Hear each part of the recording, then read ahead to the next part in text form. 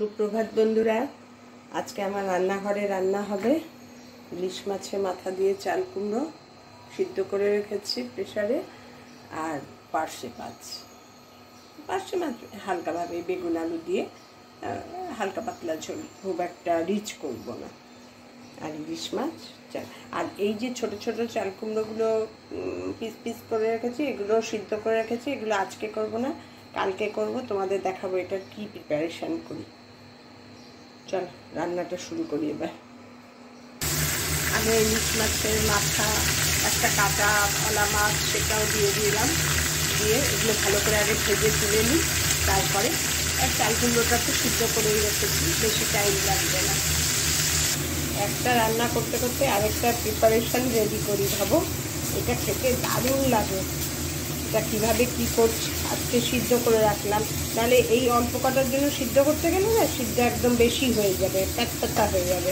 অনেকগুলো চাল কুমড়োর ওপরে দিয়ে সিদ্ধ করলাম তো, এটার জন্য দারুণ হবে। তোমাদের কালকে দেখাবো, এটাও খেতে দারুণ লাগে। এটা একটা ভেজও করতে পারো, নন ভেজও করতে পারো। মাছগুলো ভালোভাবে কড়া করে ভেজে নিয়েছি। এবার এই তেলের মধ্যেই, দেখো তেলটা পুরো একবার কালো হয়ে যাচ্ছে, এই তেলের মধ্যেই দিয়ে দেবো দুটো কাঁচা লঙ্কা, আর দেবো পাঁচফোড়ন, সেই লাভের মতনই ফোড়ন। একটু মেথিও দেবো এর মধ্যে, পাঁচফোড়ন বেশি করে দিলাম, তার মধ্যে একটু মেথি দেবো, একটু মেথি জাস্ট দিয়ে এবার চাল কুমড়োগুলো এর মধ্যে দিয়ে দেবো। ফোড়নের মধ্যে চাল কুমড়োটা পুরো দিয়ে দিয়েছে। এবার নাড়িয়ে চালিয়ে পনির করে এর মধ্যেই মাছের মাথাগুলো দিয়ে, আর কিছু করার নেই। এর মধ্যে এবার একটু নুন দেবো, হলুদ দেবো, ব্যাস, আর কোনো মশলার কিছু ব্যাপার নেই। এই হয়ে গেল আমার চাল কুমড়ো রান্নার ফার্স্টে। এবার করে ঢেকে রেখে দেবো। জলও ছাড়বে, গ্যাসটা একটু মিডিয়াম টু লোতে করে মাছের মাথাগুলো সব দিয়ে নুন দিয়েই আমি সেদ্ধ করেছি, এর জন্য নুনটা একটু বুঝে দিতে হবে।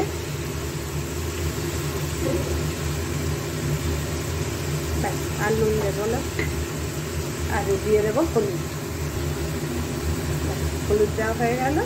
এবার একটু নাড়িয়ে চাড়িয়ে মাছের মাথাগুলো দিয়ে ঢেকে রেখে দেবো। মাছের মাথার তেলও ছাড়বে, আর এটা তো সেদ্ধ করাই।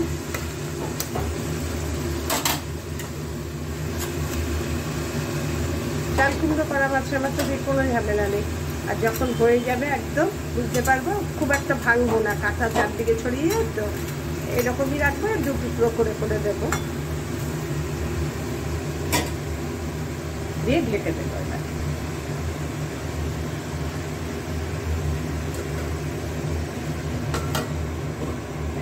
এবার গ্যাসটা একটু সিম করে দেবো, হতে থাক, পরে তোমাদের দেখাচ্ছি। এবার পার্শে মাছ রেডি করবো। নুন হলুদ মাখিয়ে রেখেছি, পার্শে মাছ রান্না শুরু করে দিয়েছি। কড়াইয়ের মধ্যে পার্শে মাছ তো ভীষণ নরম, খুব সাবধানে ভাজতে হয়, এই জন্য দিয়েই রেখে দিয়েছি। বেশ কিছুক্ষণ হবে, তারপরে উল্টাবো। আর এটাই হচ্ছে চাল কুমড়ো। কিছুক্ষণ বাদে বাদে এসে নাড়াচ্ছি চাল কুমড়োটা। দেখো এখন এই কন্ডিশন, সিম করে ঢেকে দিয়েছি, মোটামুটি জল ছেড়ে ভালোই একদম ময়েস্ট হয়ে যাচ্ছে। তাও কি চাল কুমড়োটা দুটো তিনটে চিঠি দিয়েছি, তারপরেও এই কন্ডিশন। আবার ঢেকে দেবো, কিছুক্ষণ বাদে বাদে এসে নাড়াবো। যখন দেখবো একদম মাখো মাখো হয়ে গেছে, তখন অফ করে দেবো। আর ধনে পাতা দেবো না, কারণ ইলিশ মাছের গন্ধটা তাহলে থাকবে না। অন্য কিছু হলে ধনে পাতা দিতাম। এখানে পার্শে মাছগুলো ভাজছি, অর্ধেক ভাজা হয়ে গেছে, লাল লাল করে ভেজে নিয়েছি। পার্শে মাছ ভাজবে না আমার ভীষণ ভয় লাগে, ভীষণ নরম তো, দেখো কিরকম ফেটে ফেটে যাচ্ছে। চারটে চারটে করে দিচ্ছি, আমার আবার এত ধৈর্য নেই একটা দুটো করে করে ভাজছে। বেগুন দিয়ে ঝোল করব, বেগুন পেঁয়াজ। পার্শে মাছগুলো সব লাল লাল করে ভেজে নিয়েছি। এবার এই তেলের মধ্যেই দিয়ে দেব কালো জিরে ফোড়ন দেবো, আর দিয়ে দেবো দুটো কাঁচা লঙ্কা ফেলে, আর পেঁয়াজটা একটু যেই ভাজা ভাজা হবে তখনই তার মধ্যে সব মশলা দেবো, দিয়ে কাঁচা বেগুনটাও দিয়ে দেবো। বেগুন আর আগে ভেজে রাখবো না, তাহলে একদম ঘ্যাট হয়ে যাবে। বেগুনটা একেতেই নরম, এতেই ভাপে একদম নরম হয়ে যাবে, গোটা গোটা থাকবে না তাহলে বেগুন। এবার পেঁয়াজটা একটু ভেজে দিই, গ্যাসটা সিম করে রেখেছি, এবার লাগিয়ে দিই। কারণ মাছ ভাজার পর গ্যাস মানে তেল একবারে প্রচণ্ড গরম। একটা মশলার মিক্সিং বানিয়েছি, ধনে জিরে গুঁড়ো, কাশ্মীরি লঙ্কার গুঁড়ো আর হলুদ দিয়ে জল দিয়ে এটা গুলে দিয়ে দেবো।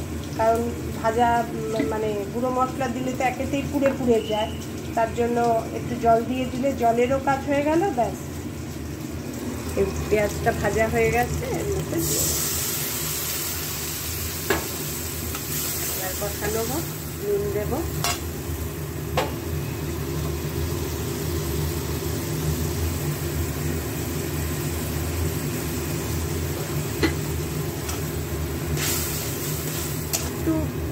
মানে কষানো হতে হতেই বেগুনগুলো এর মধ্যে দিয়ে দেবো। বেগুনগুলো দিয়ে দিয়েছি, বেগুনগুলো দিয়েই মশলাটা সব কষাবো।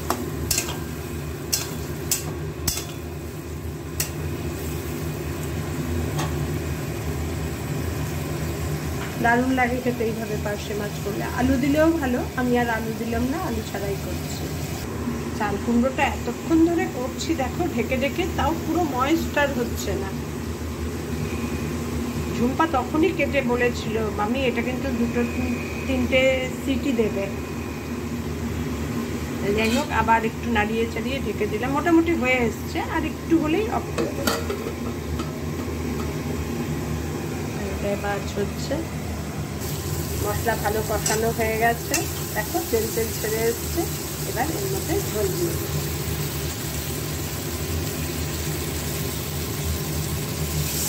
বেগুনও দেখো গোটা গোটা রয়েছে কিন্তু নরম হয়ে গেছে। ঝোল দিয়ে দিলাম। এবার ঝোলটা ফুটে উঠলে মাছগুলো ছেড়ে গ্যাস সিম করে রেখে দেবো। বেগুনটা দেখো কি সুন্দর রয়েছে, নাহলে বেগুনটা না একদম লেতি বেতি হয়ে যায়। এতেই যখন কমপ্লিট হবে তখনই হয়ে যাবে, কিন্তু তাও এখনো ভালো রয়েছে। মাছের ঝোলটা ফুটে গেছে, এবার সব মাছগুলো দিয়ে দেব এক এক করে, দিয়ে ধনে পাতা দিয়ে ওপরে সিম করে ঢেকে রেখে দেবো কিছুক্ষণ। ব্যাস, কমপ্লিট আমার পার্শে মাছের ঝোল। রান্না করতে কিছু ঝামেলা নেই, কিন্তু তার জোগাড় করা, তার রেডি করা, এটাই ব্যাপার।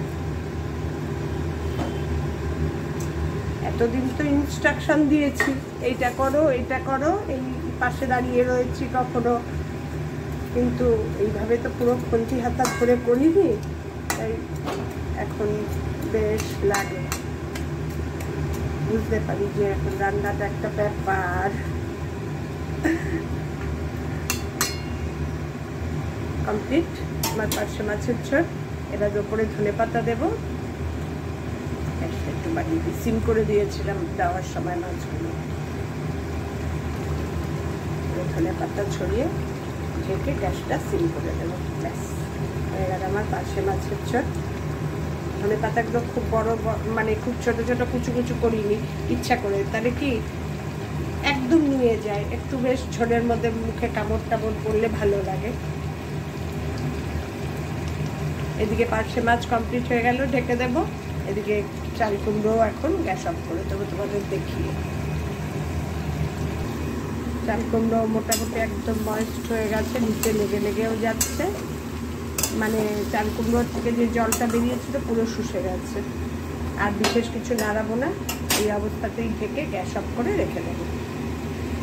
আমার দুটো রান্না কমপ্লিট। কেমন লাগলো জানিও তোমাদের, আমার রান্না কেমন লাগে, আমার বক বক কেমন লাগে। আজকে আবার বাবান আসবে আমার কাছে, আমি আজকে সারাদিন ব্যস্ত, আর দেখি পারলে তোমাদের বাবানকে একটু দেখাবো। চলো দেখতে থাকো। এই দেখো আমার টুনটুনি এসে গেছে। টুনটুনির একটু মুখটা দেখাও ছাতা থেকে। এই যে টুনটুনি এই স্কুল থেকে ঢুকছে। এই যে আমার টুনটুনি এসে গেছে। হ্যাঁ, তোমার জন্যই রেখেছি। ব্যাস, হয়ে গেল ফ্রাইডে। আজকে টুনটুনির আনন্দের দিন। আজকে আবার রাত্রে এখানে থাকবে। কে পা যদি মামের লেট হয়। খোলো খোলো খোলো। এই স্কুল থেকে ফিরল, এই ক্যারাটের ড্রেস যেদিন থাকে না, একদম খুলতে খুলতে জীবন বেরিয়ে যায়। এবার বাবানকে রেডি করি পরে। স্কুল খুলতেই পরীক্ষার পর পরীক্ষা, তারপর পরীক্ষা। তখন আজকে স্কুল থেকে এসে ভাল লাগছে না করে যাচ্ছে।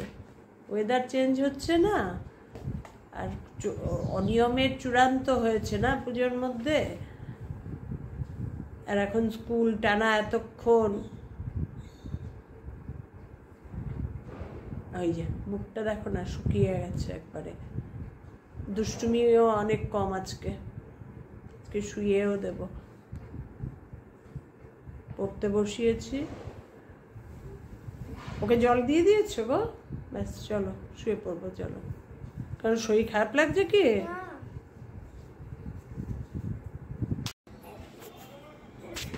Baban good night. ও আজকে আমার কাছে রাত্রে, দেখো। সবাইকে গুড নাইট। Good night.